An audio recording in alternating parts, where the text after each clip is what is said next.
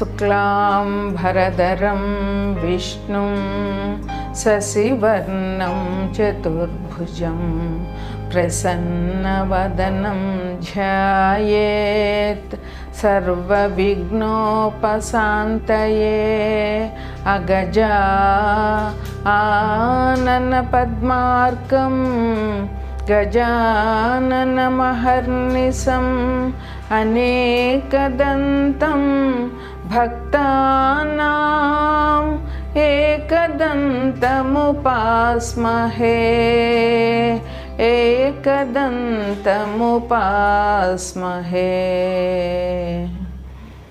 ఈరోజు శుక్రగ్రహ కారకత్వాల గురించి చెప్పుకుంటున్నాము. శుక్రగ్రహం ఏ రాశిలో ఉంటే వారికి ఏ రకమైన ఫలితాలు వస్తాయి అనేది నేను చెప్పబోతున్నాను. శుక్రగ్రహం డిసెంబర్ 2వ తారీఖు నుంచి వృశ్చిక రాశి నుంచి ధనుసు రాశి నుంచి మకర రాశికి మారింది. ఈ గ్రహం ఇక్కడ 29/12/2024 వరకు శుక్రగ్రహం మకర రాశిలో స్థితి పొంది ఉంటుంది. ఆ శుక్రగ్రహం మకర రాశిలో ఉండడం వల్ల ద్వాదశ రాశులకి ఏ రకమైన ఫలితాలు వస్తాయి, ఏ రకమైన పరిహారాలు వారు చేసుకోవాలి అనేది నేను ఇప్పుడు చెప్పబోతున్నాను. హిమకుంద మృణాలాభం దైత్యానాం పరమం గురుం సర్వశాస్త్ర ప్రవక్తారాం భార్గవం ప్రణమామ్యహం. ఇది శుక్రగ్రహానికి సంబంధించినటువంటి శ్లోకం. శుక్రగ్రహం పూర్తిగా స్త్రీ గ్రహం.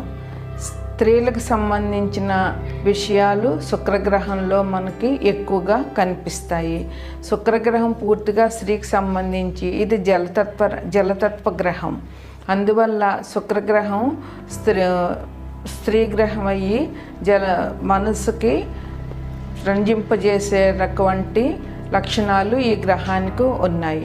అంటే శుక్రగ్రహం పూర్తిగా స్త్రీలకు సంబంధించిన విషయాలనే సూచిస్తుంది. స్త్రీలకు అనుకూలంగా ఉంటుంది.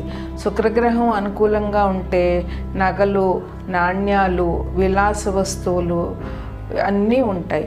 మనిషికి కావాల్సింది ముఖ్యంగా ఆనందం, కుటుంబ సౌఖ్యం ఉండాలి. ఇవి ఉంటే మనిషి సంతృప్తిగా ఆనందంగా ఉండగలడు. ఈవెన్ డబ్బు లేనివాడైనా సరే మనసుకు ఆనందంగా ఉంటే, మనసు మంచిగా ఉంటే ఆనందంగా ఉంటాడు. డబ్బు అనేది రెండో ప్రయారిటీ అవుతుంది ఏ మనిషికైనా. అట్లాంటి వారికి శుక్రగ్రహం బాగా ఉంటే మనసు ఆనందంగా ఉంటుంది, మనిషి ఆనందంగా ఉంటాడు, కుటుంబంతో సౌఖ్యాలతో ఉంటాడు. అదేవిధంగా సంఘంలో కూడా సౌఖ్యంగా ఉంటాడు, ఇరుగు పొరుగు వారితో మంచిగా ఉంటాడు. తన వల్ల తన చుట్టూ ఉన్న వారికి కూడా ఉపకారం చేస్తూ తన వల్ల తన కుటుంబానికి, తనకి, తన చుట్టుపక్కల వారికి, సంఘానికి, అదేవిధంగా దేశానికి ఎంతో ఉపయోగకారిగా మారుతాడు. అదే మనసు బాగోలేనప్పుడు ఆ మనిషి చాలా విచారం పొందుతాడు, చాలా కోపగ్రస్తుడవుతాడు. ఇంకా దుర్మార్గుడైతే కనుక సంఘ విద్రోహ చర్యలకు కూడా పాల్పడతాడు. అందువల్ల శుక్రగ్రహం అనుకూలంగా ఉంటే మనిషి ఇల్లు కొనుక్కోగలుగుతాడు, వాహనాలు కొనుక్కోగలుగుతాడు, నగలు, నాణ్యాలు, డబ్బు అన్నీ కూడా బాగా వస్తాయి శుక్రగ్రహం వల్ల. శుక్రగ్రహం కారకత్వాలు ముఖ్యంగా ఏంటంటే నగలు, వజ్రాలు, పాలు, పెరుగు, స్త్రీలు, తెల్లటి పుష్పాలు, రసాలు, అన్ని రసాలు, ద్రవ పదార్థాలు, సుఖం, దాంపత్య సుఖం, ఫ్యాషన్ టెక్నాలజీ, వ్యాపారం, ఇంటీరియర్ డిజైనింగు, అట్లాగే డిజైనింగు, అన్ని రకాల డిజైన్లు, అదే లేడీస్ టైలర్సు, ఇట్లా బట్టలు, వస్త్రాలు, తెల్లటి వస్త్రాలు, అట్లాగే బిల్డింగ్స్, వెహికల్స్, ఇవన్నీ కూడా వ్యాపారం. కాస్మెటిక్స్, స్త్రీలకు సంబంధించిన కాస్మెటిక్స్, గాజులు, వస్త్రాలు, నగలు, నాణ్యాలు, ఇవన్నీ కూడా శుక్రుడు కారకత్వాల్లోకి వస్తాయి. శుక్రుడు అలాగే వాద్య పరికరాలు కూడా, మ్యూజిక్ సంబంధించిన పరికరాలన్నీ కూడా శుక్రుడికే సంబంధిస్తాయి. అది ఒక వ్యక్తి మ్యూజిక్ నేర్చుకుంటున్నాడన్నా, కళలలో ఆరితేరుతున్నాడన్నా అతని శుక్రగ్రహం చాలా బాగుందని చెప్పవచ్చు. అదేవిధంగా కవిత్వం రాయడము, సినీ రచయితలు వీళ్ళందరూ కూడా శుక్రగ్రహ కారకత్వం, శుక్రగ్రహం వాళ్ళకి అనుకూలంగా ఉంటే వారు మంచి అభ్యున్నతిలోకి వస్తారు. శుక్రగ్రహం ముఖ్యంగా వివాహం, పురుషులకి వివాహం జరగాలి అంటే శుక్రగ్రహం అనుకూలంగా ఉండాలి. పురుషుడి జన్మజాతకంలోంచి శుక్రగ్రహం ఎక్కడుందో చూసి అతని భార్య ఎటువంటిది, ఎలా ఉంటుంది, ఎక్కడి నుంచి వస్తుంది, ఆమె బిహేవియర్ ఎలా ఉంటుంది అన్నది కూడా చెప్పడానికి వీలవుతుంది. అందువల్ల శుక్రగ్రహం ముఖ్యంగా పురుషులకి వివాహాలని ఇస్తుంది. అదే శుక్రగ్రహం పాడైనట్లయితే ఇప్పుడు మనం చెప్పుకున్నవన్నీ రివర్స్ అవుతాయి. ఆనందం ఉండదు, ఇల్లు కొనుక్కోవాలంటే కొనుక్కోలేరు, వాహనం కొనుక్కోవాలంటే కొనుక్కోలేరు. అదేవిధంగా ఒకవేళ శుక్రగ్రహం పాడైనట్లయితే అనారోగ్యాలు ఏంటంటే జననేంద్రియాలకు సంబంధించిన అనారోగ్యాలు, కిడ్నీలు పాడైపోవడము, స్త్రీలకు సమస్యలు, ఋతు ప్రాబ్లమ్స్, ఋతు సమస్యలు, టైంకి పీరియడ్స్ రాకపోవడము, ఫిలోపియన్ ట్యూబ్స్ పాడవడము, అండాశయ క్యాన్సర్లు, అండాశయంలో ప్రాబ్లంలు, ఇవన్నీ కూడా వీరికి వస్తాయి. అదే శుక్రుడు బాగా ఉంటే పరస్పరం అందరి మీద ప్రేమాభిమానాలు ఉంటాయి. శృంగారంలో కూడా శుక్రుడు చాలా సహకరిస్తాడు బాగున్నప్పుడు. అదే బాగులేనప్పుడు శృంగారంలో కూడా భార్యాభర్తలకి పరస్పరం ప్రేమ అభిమానాలు ఏముండవు. ఇవన్నీ కూడా శుక్రగ్రహ కారకత్వాల్లోనికి వస్తాయి. తదుపరి వృషభ రాశి. ఈ వృషభ రాశికి అధిపతి శుక్రుడే, ఇది ఆయన ఇల్లే. ఈ వృషభ రాశికి శుక్రుడు అధిపతి కనుక వృషభ రాశిలో ఉన్న వారికి శుక్రుడు అనుకూలంగానే ఉంటాడు. ఎందువలనంటే తన ఇంటిని తను పాడు చేసుకోలేడు కదా. అందువల్ల వృషభ రాశిలో పుట్టిన వారికి శుక్రుడు అనుకూలంగా ఉంటాడు. అయితే ఇంకా మరీ ఎవరికైనా ఇంకా మిగతా గ్రహాలు ఇది కూడా ఉన్నట్లయితే కనుక వారికి బాగుండకపోవచ్చు, కానీ సాధ్యమైనంత వరకు శుక్రుడి వల్ల వృషభ రాశి వారికి బాగుంటుంది. అయితే శుక్రుడు ఉన్న స్థలాన్ని బట్టి కూడా, ఉన్న స్థితిని బట్టి కూడా వారికి మంచి జరుగుతుంది. ఎందువల్లంటే శుక్రుడు ఏ శత్రుస్థానంలోనో ఉండి పాపకర్తల్లోనూ ఉంటే వీరికి మంచి జరగదు. శుక్రుడు ఇప్పుడు గోచారం ప్రకారం వృషభ రాశి వారికి 9వ ఇంట్లో ఉన్నాడు. 9వ ఇల్లు అంటే స్త్రీలకి చాలా మంచిది. స్త్రీల వలన పురుషులకి ధనలాభం వస్తుంది, స్త్రీలకి ధనం వస్తుంది. అట్లాగే దాన ధర్మాలు బాగా చేస్తారు. ఈ 9వ ఇల్లు పూర్వపుణ్యం కనుక వీరు ఈ మాసంలో దాన ధర్మాలు బాగా చేయగలుగుతారు. దేవానికి సంబంధించిన కార్యక్రమాలు చేస్తారు, అమ్మవారి పూజలు బాగా చేస్తారు. వీరికి ఇది చాలా మంచి అయింది. అట్లాగే గురువు కూడా వృషభంలో స్థితి పొంది ఉన్నాడు కనుక, లగ్నంలో గురువు ఉన్నాడు కనుక వీరికి దైవానికి సంబంధించిన కార్యక్రమాలు బాగా చేస్తారు. గురువు తర్వాత శుక్రుడే మనకి మంచి గ్రహం అని చెప్పాలి. అంటే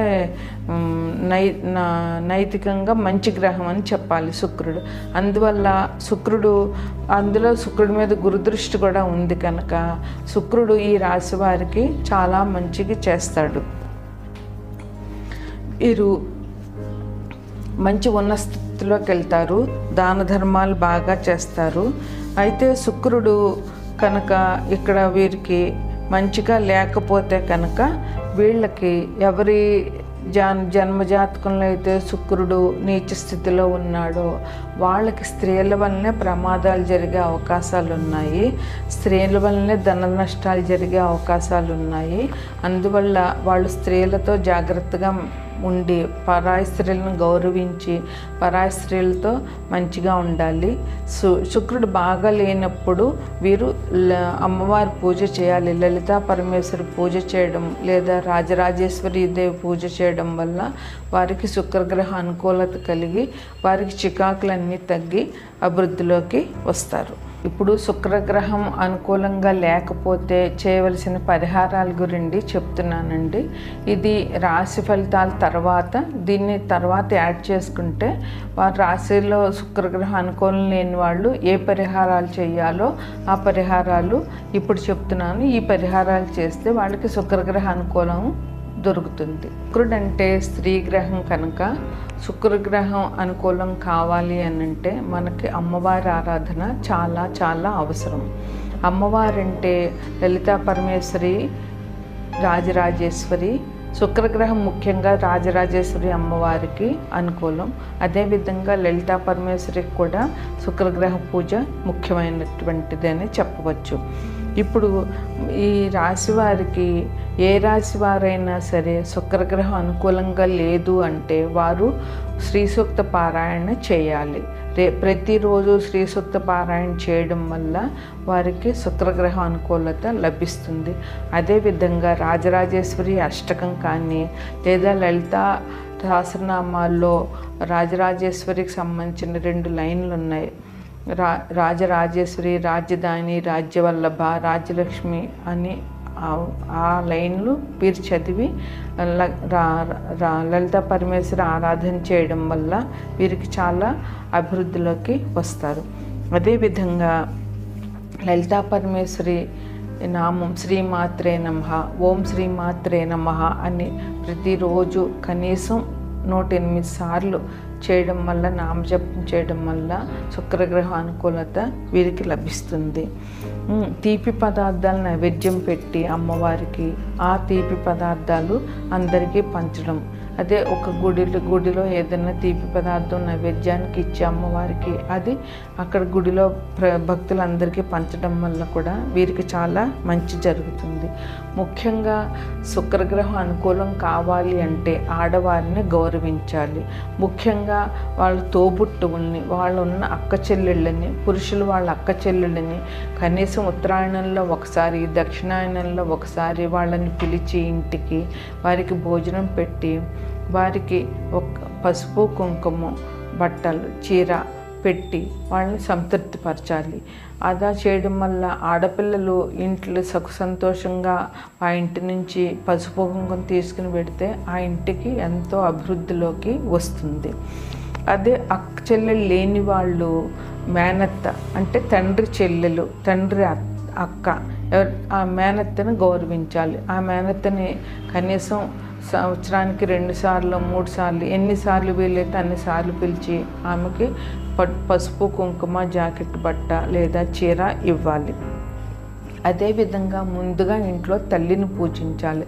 ప్రతిరోజు తల్లి కాళ్ళకి నమస్కారం చేస్తే ఏ గ్రహమైనా అనుకూలంగానే ఉంటుంది. ఎందువలనంటే శని భగవానుడైనా సరే వృద్ధుల్ని ఆదరించమని చెప్తాడు. గురువు శుభగ్రహం కనుక ఆయన అదే చెప్తాడు. అదేవిధంగా అమ్మవారు శుక్రుడు, చంద్రుడు అమ్మవారి అవతారం కనుక వాళ్ళు అమ్మవారిని తల్లిని పూజించమని చెప్తారు. ఎందుకంటే ముందు తల్లే మనకి మొదటి గురువు, బంధువు అన్నీ ఆమె. అందువల్ల తల్లిని పూజించడం, ప్రతిరోజు తల్లికి పాదాలకు నమస్కారం చేయడము, మీరు ఆఫీస్కి వెళ్ళేటప్పుడు తల్లి పాదాలకు నమస్కారం చేయడము, లేదా ఏదైనా ఒక మంచి పని మీద వెళ్తున్నప్పుడు అది అబ్బాయిలైనా అమ్మాయిలైనా పెద్దవాళ్ళైనా ఎవరైనా సరే తల్లికి నమస్కారం చేసి బయటికి వెళ్తే ఆ పనిలో మీకు విజయం తప్పకుండా సిద్ధిస్తుంది. అదేవిధంగా భార్యని అందరినీ వదులుకుని తన కుటుంబాన్ని వదులుకుని నీ ఇంటికి వచ్చిన భార్య నిన్ను గౌరవించకపోతే ఆమె పాడే దుఃఖం అంతా కుటుంబాన్ని మొత్తానికి తగులుతుంది. అందువల్ల భార్యను గౌరవించాలి. అంతేకాకుండా ఓం భార్గవాయ నమః అనే మంత్రాన్ని కనీసం 11 సార్లు లేదా 21 సార్లు ప్రతిరోజు చెప్పాలి. ఇంకొకటి ఏంటంటే శుక్రునికి సంబంధించినటువంటి నవగ్రహ స్తోత్రం ఒకటి ఉంది. హిమకుంద మృణాలాభం దైత్యానం పరమం గురుం సర్వశాస్త్ర ప్రవక్తారం భార్గవం ప్రణమామ్యహం. దీనిని కనీసం 11 సార్లు లేదా 21 సారి ఓపిక శ్రద్ధ చేయగలిగిన ఓపికన్న వాళ్ళు 108 సార్లు చేయడం వల్ల శుక్రగ్రహ అనుకూలత తప్పకుండా సిద్ధిస్తుంది. సౌందర్యలహరి పారాయణ ఈరోజు ఇప్పుడు చాలా ప్రసిద్ధిలో ఉన్నది. అందువల్ల సౌందర్యలహరి పారాయణ చేసిన లేదా సౌందర్యలహరి విననా కూడా వీరికి చాలా మంచి జరుగుతుంది. అదేవిధంగా పౌర్ణమి రోజున వెన్నెల్లో కూర్చుని లలిత అమ్మవారి సహస్రనామం కానీ అష్టోత్తరం కానీ చేయడం వల్ల అమ్మవారి అనుగ్రహాన్ని పొంది శుక్రగ్రహ అనుకూలాన్ని పొందుతారు. ఇది శుక్రగ్రహ పరిహారంగా మీరు భావించండి. నమస్కారం.